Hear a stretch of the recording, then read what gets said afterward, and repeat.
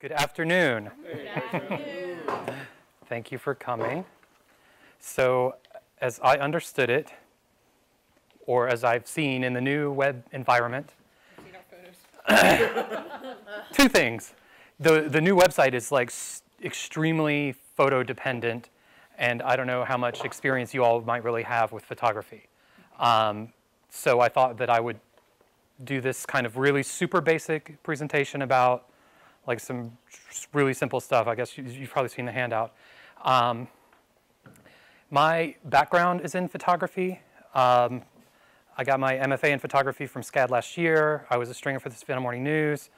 I shot pictures for the University of Georgia. So I have some experience, and I thought that I could convey that to you all. This picture, as a matter of fact, is not me, but the very first picture that I ever shot in 1981 of my dad with my brand new Polaroid button camera. So, strangely enough, I still have that picture. And you still stand just like him. I actually restaged this picture in 2007 in the same spot because we still live in the same thing. And happened to be wearing that red shirt that day. So anyway, you are all photographers now.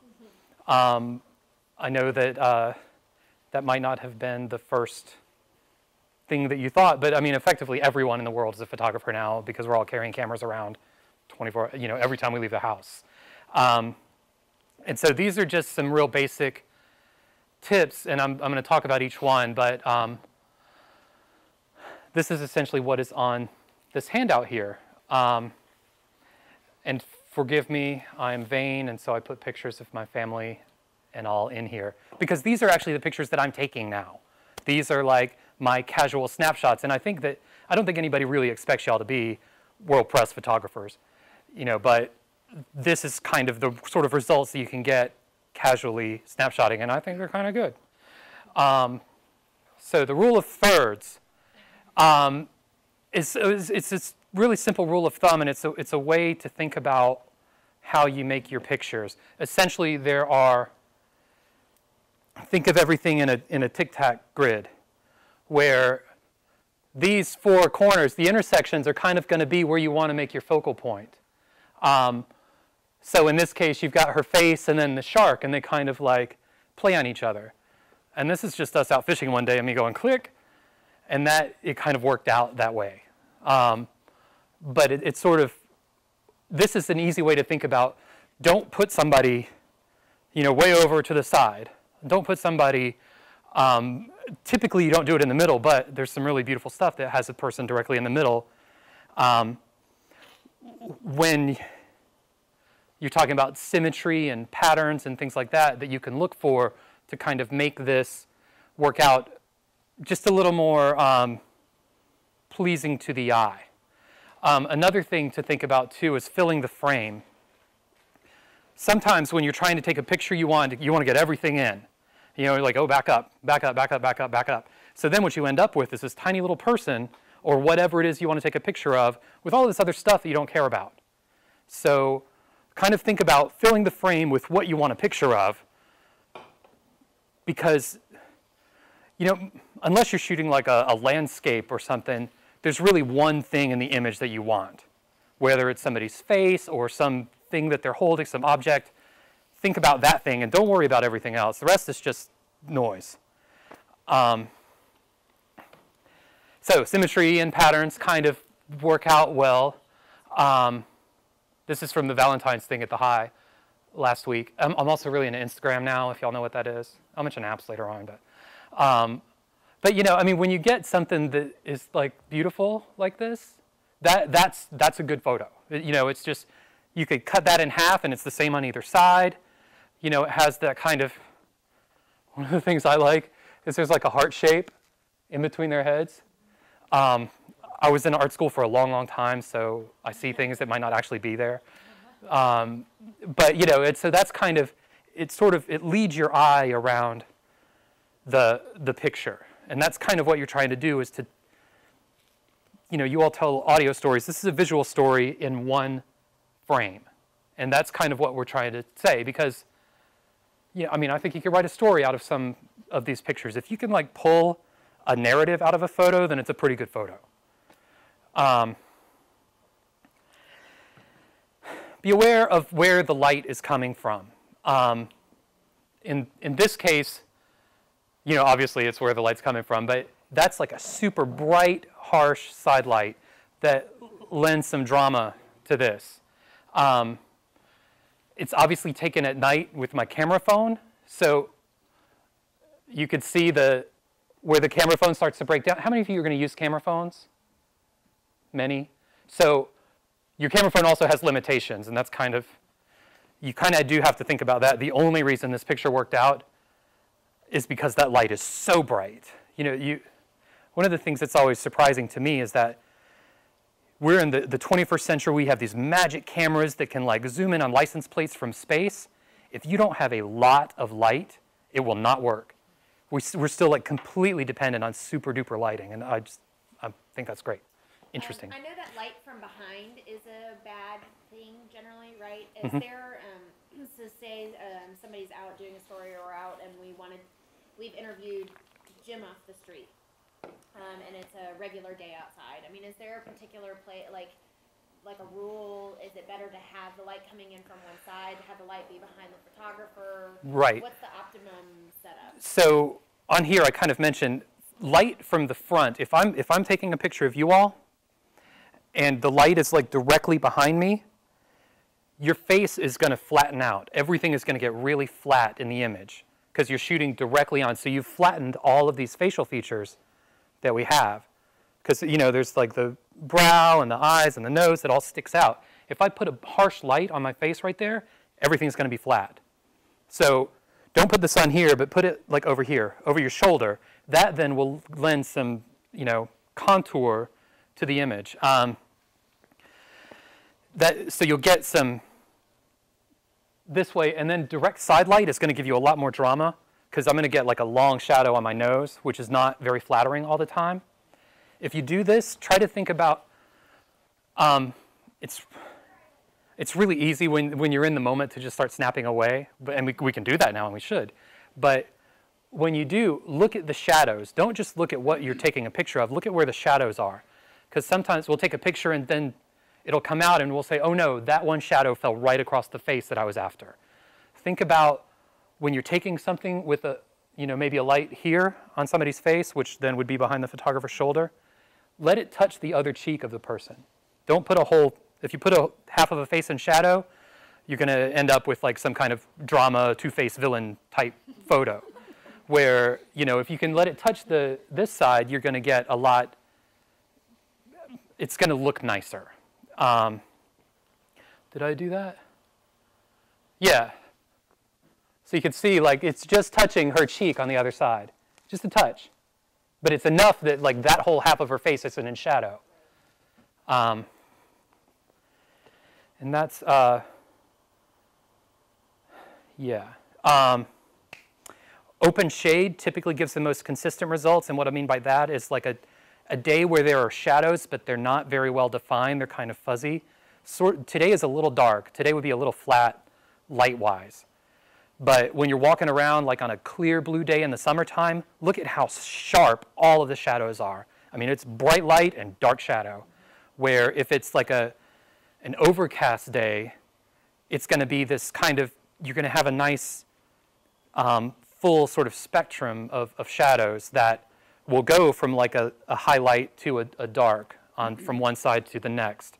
And so kind of think about that, because that will give you better results in general, in that you don't really have to think too much about, because the light's already there. You don't have to think about manipulating it too much.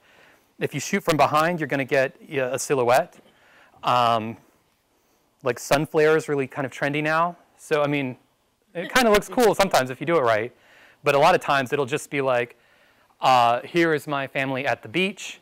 The sun's setting. Here we are smiling, but we're just like black shadows. In that case, you can still do that. Turn the flash on to make sure that, that you still get that kind of stuff. And white balance is something we have to worry about in the digital world too. White balance is the temperature of the light. Daylight is 5,500 Kelvin. It's a blue light, surprisingly, because when you think about the sky is blue, the sky is a giant blue reflector, and that's what's making that light blue. Tungsten light is like 3500, and that's really yellowy orange, which is what like you all are now. And this table, see how the table is pretty much white, but it's not now? That's the color temperature of the light. Usually you can leave your camera on auto white balance because that's the way you don't have to think about it. But if you're in like a mixed light situation, such as I'm in a room, a tungsten lit room, so the person's standing under a tungsten light, but they're next to a window also, the camera might get confused, and you might end up with like an orange cast. So in that case, you might want to be familiar enough with the controls on your camera to change it for whichever lighting situation you prefer. I mean, and that's kind of the danger of all of these cameras, is that all I have to do is turn it on and press the button. But then you're kind of turning over all of the decision-making to your recording device. And that's kind of why you have to sort of think about these things to get really good, consistent results. And if I'm just jabbering away, stop me and ask a question if you have any, please. So yeah, you can actually manipulate that, because all cameras are going to have a fluorescent setting, they're going to have a tungsten setting, they're going to have a shady and sunny setting, and an auto setting. Yes? So if the reporters are bringing folks here to interview and we're in this building, what is the best case scenario here if you were going to take a picture of somebody's face that you just interviewed and you're physically here, where would you go in this building? I would go to the newsroom. The newsroom has the most beautiful light in this building, because it has those super high lights. Yeah, because the sun is coming in through, basically everything is top lit in this sort of big, sort of open white room. So all of that light is bouncing off of the, do what? Yeah, I know. Great for the light, but not the background. Exactly. We actually have an example of that here later on. But yeah. But pretty much what I'm saying is that the sun is coming in not directly on anybody, but it's bright. That's why I wish we were moving to the basement, because then we would have daylight. Boss.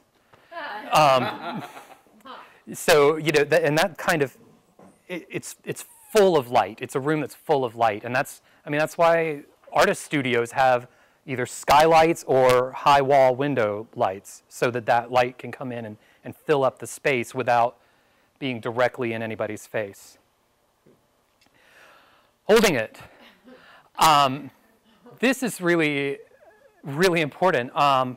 When you are holding your camera, you know, a lot of people will go, okay, you know, I'm like this, but that isn't really doing you any good, because you're going to be, usually what you want to do is, I mean, if you're really trying to make it steady, is essentially keep your elbows in, is the short answer to this. Because what you're doing is essentially creating a tripod with your arms, and use two hands. Because that way, these things are so small now, it's impossible to hold them still. Not to mention that you're going to be like trying to push the button with the finger while holding it. So yeah, just kind of keep your elbows in. I'm used to working with a DSLR, but what I do with my phone is actually do it like this and then tap with my thumb instead.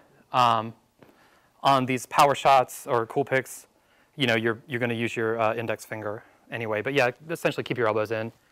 And if you don't, I really don't expect that you all be carrying tripods. But if you really want it to be steady, use a tripod. This here is just a funny one. You don't need to lean back or lean forward. Just stand up and click. Now, you might... What is the advantage? Is there some advantage to this? Yeah. No. That's why it's funny. But yeah, I mean, it is kind of funny that tourists will like lean back and do like this to take a picture of like those buildings or whatever. Where art graduates are like, you know, it's all drama.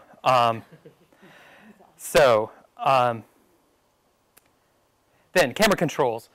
This actually is a screenshot of the app that I use on my iPhone, which is HD Camera Pro camera, I'm sorry. What's cool about this one is that, okay, well, this is what's happening here.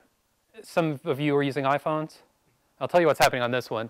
That's the camera flip thing up in the upper left corner.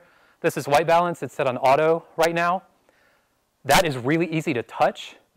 I have touched that and turned it tungsten when I'm in daylight, and then my pictures suck. So, you know, that's the disadvantage to touch screens. This is the, I love this app. I think it's the best camera app that there is, because I'll tell you in a minute. This is the flash setting, so I can turn it on auto, where the machine makes the choice about whether to turn the flash on or off. Don't be afraid to turn the flash on, because that could change how it works. And this is the reason that I like this app. These two circles are exposure and focus. That means I can set the focus and the exposure manually. So for example, I'll show you a picture of Rose in a minute. I focused on her face, but exposed for the darkest part of the room. That way, do what? Let me show you. But because I could do those two things separately, that then allowed me to get what I wanted out of the picture. I managed to make sure her face was in focus, but I also wanted everything else to be lit. So that's why I like this app. On the, oh wait, I actually have, yeah. So touch, focus, expose, yeah. Animation. Set the highest quality that you have. All of these cameras are going to have like an email setting. There's going to be email and like screen and print or something along those lines. Whatever the maximum quality is that you can get out of it, set it to that. On my phone, when you go to email a picture to yourself, it's going to say, do you want small, medium, large? Always send large. Because the small version is 640 by 480 pixels. Because these images are going to be used in or ideally would be able to be used in many different kind of arenas, a 640 by 480 picture is only going to print to like 2.5 inches, and that really, I mean, is that big. I'm not going to get into pixel resolution and all, but that's essentially how that works. So the top setting is going to be something along 1800 pixels, like 18 by 1024. That will make a nice like 5:7 print if we were ever to print it out, and it will look beautiful on the bigger monitors that we have now. Like this monitor setting now is at 1024 by 768. So you want that picture, you know, to have the ability to display that big. We might, I think on the new website it's going to be around 640, 480, but people like to look at pictures, and so we should give them the opportunity to, you know, see a big one, and you know, should the need arise, we can print it out. Yeah, and you know, when you start with a small picture, you can't make a small picture bigger, but you can make a big picture smaller. Right. Shoot multiples of everything, because somebody, if it's a person, is invariably going to have their eyes closed or be chewing their teeth or looking the wrong direction. Because we're not worried about film, tap the button twice, hit the shutter release twice. You kind of have to direct people. I suspect that you all will be doing a lot along the lines of like talking to someone and then taking a headshot, rather than doing, you know, really, you know, documentary photo stories. So, you know, when you take a step back to take their picture, take two. Then at least you'll have that option of, hopefully they won't blink the second time. If there's time, try both with and without flash to figure out whether you're going to like it or not. And flash might solve some problem that might come up later. Because what you see on the screen, you might go, oh, that looks awesome on the screen, but when you get back and look at it on your bigger monitor, it might look terrible. So the more options you have, the better off we are. It doesn't cost anything to tap twice. Read the manual. Always read the manual, because there's something in there that is going to be important later on, and it's going to cause you to miss something. So here, perspective. This, too, is the picture that I took of Miss Rose, where I focused on her face, but I actually drug that exposure counter down somewhere around here, because all of this was just like a blob, right? Which, I mean, it still kind of is. It looks better on the screen, but anyway. But I wanted to make sure that like all of these kids were lit up, but she's kind of the most important thing there. Now, I couldn't find, oh, and this is that nice light there in your newsroom too. But perspective, so the way that I was actually standing, the first picture I took was here, and it was like all of these little kids, her face was obscured, like that. So, but that's the way everybody's kind of going to take it. You're going to stand, it's going to be 6 feet high, and I'm going to do like this. What I did was held the camera up like this and tap like that. I couldn't really see it, but I mean, you can review it immediately. And that kind of, I think, gave a nice little slice of life thing. And yeah, you know, I think you liked that picture, Rose? Yes? Yes, I was reciting Malcolm X to the little couple Start them early. Well, I actually took, there's like 9 of these too, because I'm just like tap, tap, tap, tap, tap. And the other one I sent you, you're kind of doing like this to the little kids. And it kind of looks like she's going to throttle them. So, you know, I had a choice then where we have this one and the throttling one. I do have just one question. Yes. The lighting. Uh-huh. Because a lot of times we're out in the field, you know, we want the light behind us or in front? I was confused. Behind the photographer. Typically you want it over your shoulder. Not the subject. Right, so I'm taking your picture, the light's right here, because it's throwing a nice, like, a highlight on top of your head, and then it's lighting up So both of your eyes. The sun, where would you put you and where would you put the subject? Like, kind of Pretty much right where I'm at. Yeah. Right. not directly back over your head, though, like you said. Right, yeah, exactly. So that's kind of on this side of my face is lit now, from what I can see in the monitor there. Shine on the side of their face. Yeah, you kind of want it pretty much like that. So if I'm looking at somebody, the sun is going to be like at 9 to 11, you know, and 1 to 3 o'clock, right? If I'm the clock. So you should be able to put it One shoulder or another is kind of the best place. But, you know, experiment. Lines. This is an awesome picture. I really like this picture. I mean, that's like a news photo. But it was a little crooked in the initial snap. And what I did was just took it in Photoshop and straightened it up a little bit. And that's it. So when it's full of horizontal lines like that, pick one and make it straight. You know, I feel like normally it's a horizon line. You can make a vertical line straight, especially if it's a really prominent, like a column or something they're standing next to. Make that straight versus the horizon. But usually you can kind of tolerate vertical crookedness, but not horizontal as much. But this, I mean, look at all those lines. So, and notice too that it's not really like a rule of thirds picture. You know, the governor's right in the middle. So how would you have made that a rule of thirds? But at the same time, it kind of is. Yeah, like I'm not sure.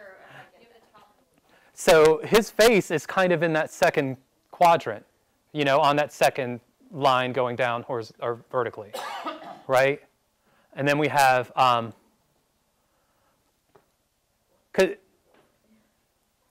symmetrically, it's rule of thirds. Because you have these, because when you're looking at a picture, it doesn't really matter what's actually happening. This is a speech that the governor was making. People aren't hearing the story at the same time necessarily that they're looking at the image. That image has to tell that story, tells a story regardless of what it is. So somebody not from here, not familiar, government guys at a podium, right? But the stairwell coming down is like kind of pointing into the center. You've got that, you know, the flag and the bust, and then it all flows right, it points right down into him. And obviously that's why they put that lectern there, so that it would make a good photo opportunity. All of this stuff, they're staging it for visuals. But I mean, so, you know, it doesn't matter who those guys are, but like, you know, everybody is kind of pointing there to that center picture, center look. Yeah, that's a good photo. So you said you centered this in post? No, I in Photoshop, and I don't know that y'all really want to learn Photoshop, but so it, you know, it was just a little off here. So I just opened it up in Photoshop and just turned it. You lighten it up, too. You use like I did. Yeah, I popped the light a little bit because most of these cameras use something called matrix metering, which they are looking for a sort of flat, they're averaging the light values in the picture, which I think makes things look flat a lot of times, which is why I like that, the ability to expose for what I want. So, for example, in this picture, so it's trying, you can see how the light, there's nothing that really like pops out in this, or what it did was took the lights and like their shirts, and it said that's white, and everything else is some other, shade.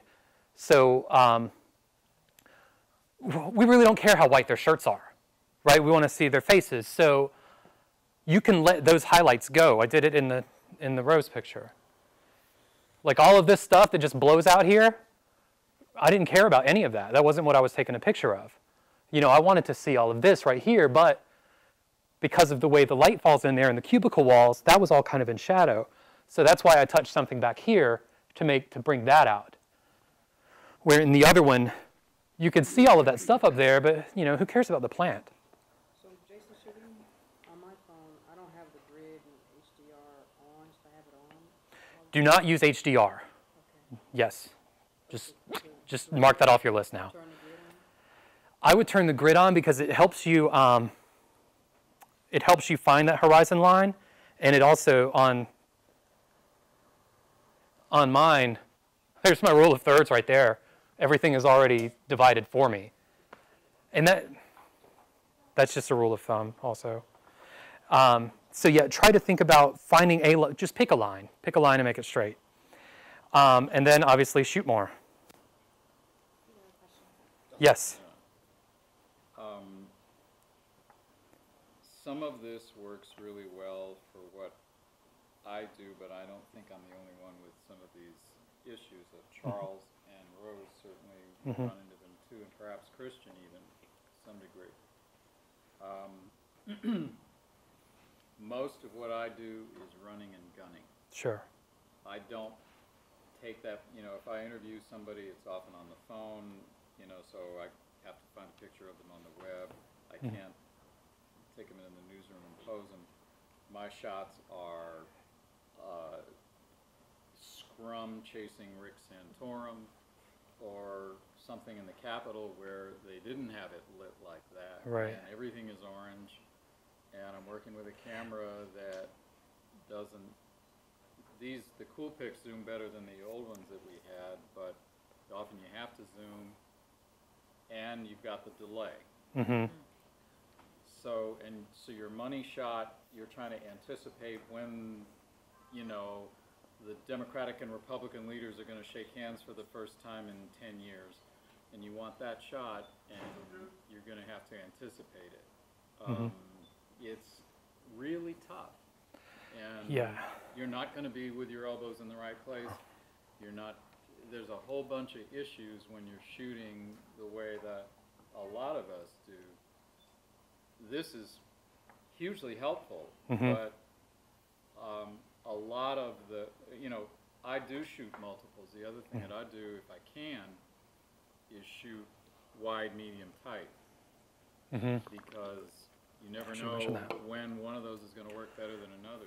There was a lady at the Herman Cain rally when he was announcing he's getting out. She was in tears, and she was staying pretty still, so I had time to shoot her, and I was kind of surprised to find that the tight shot didn't work as well as the medium shot, but I shot 3 of her. One wide, one medium, one tight.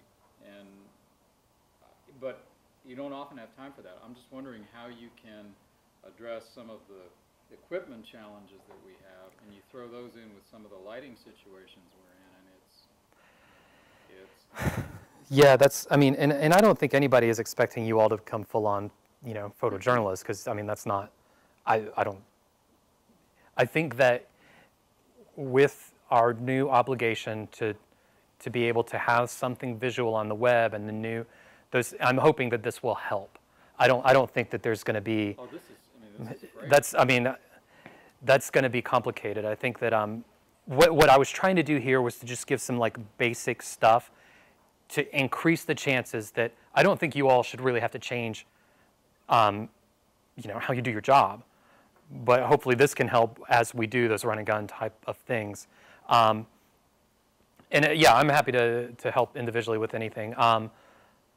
So hopefully, like when they do this stuff at the Capitol, that you can at least be aware of, like, oh, that light is definitely not going to work. So I can eliminate that from even making an attempt. Everything in there is orange. Right. So maybe when you go in the Capitol, set it on tungsten, if there's an ability to do that, depending on what the thing is. And also, ignore all of these rules, because you never know. Yeah, I mean, sometimes this one is backlit and it's out of focus and it's not anything, but I think that's a beautiful picture, because I said the best camera in the world is the one you have with you, and that without it you're not going to have anything. And that's kind of why you have to shoot a lot to do this. And like I said, I don't think there's any expectation that you all become photographers suddenly, but if you want to get better at photography, you have to do it a lot. Like I said, that picture is 1981. I've been doing this for 30 years, and I'm only good enough to get a blurry picture of my wife and daughter at the dinner one time. So, that's kind of like, that's how it works.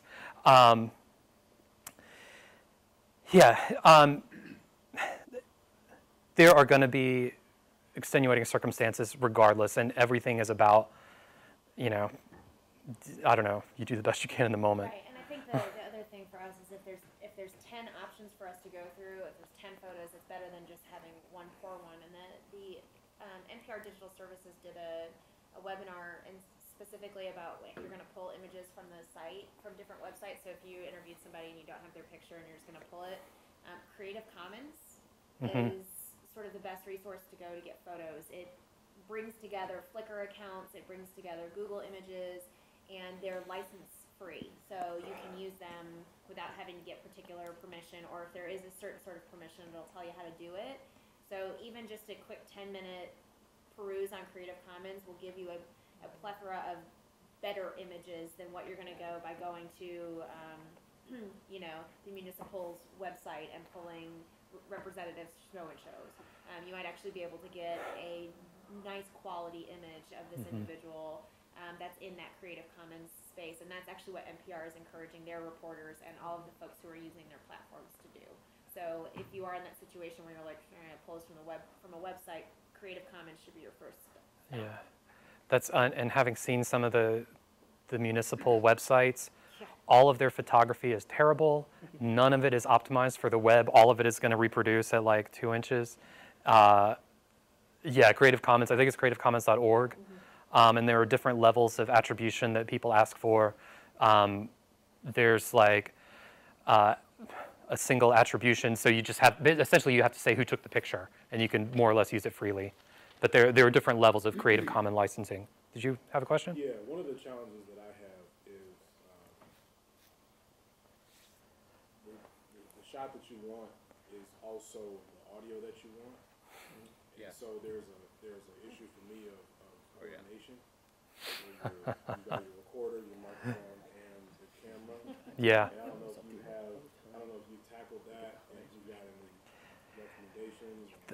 That's in my personal time. I do this. I do video and interviews, and doing it individually is nearly impossible without a tripod. And I can't imagine that you all are going to be doing anything like that. I think that it likely would go against some ethical considerations if you try to restage a photo, and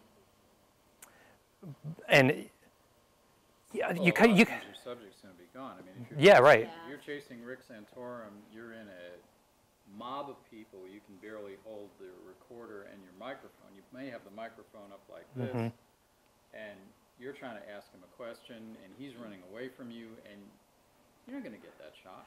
We might. I mean, maybe it's a consideration that when in the story planning meetings that we ought to see if there is a visual opportunity in this story, and do that. The more you can plan ahead, there might be if I'm walking into a situation saying I should get a picture here, that might be something that if you plan ahead, maybe that would be a way to kind of make it a little easier, or, you know, which is more important? I suspect the audio is pretty much always going to be more important.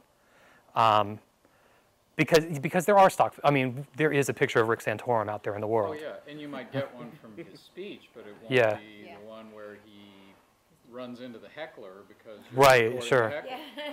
Yeah, that's, yeah, I mean, and that's kind of the thing with, you know, we used to have these conversations at the morning news way back when. We're asking journalists to do a lot now. At that time, it was the print writers who were saying, hey, everybody, you're carrying video cameras now. Like, whoa, wait a minute. You know, how am I going to get this story in the paper tomorrow if I'm shooting video? And it's a problem that we still haven't solved. It's still complicated. And I don't know, hopefully we're dealing a little bit with some of it now. But yeah, I wish I had a better answer for that. And but that's all I really had to say. I thought that if y'all want, because I like to sit in the dark and look at pictures, that we could look at some of the World Press photos.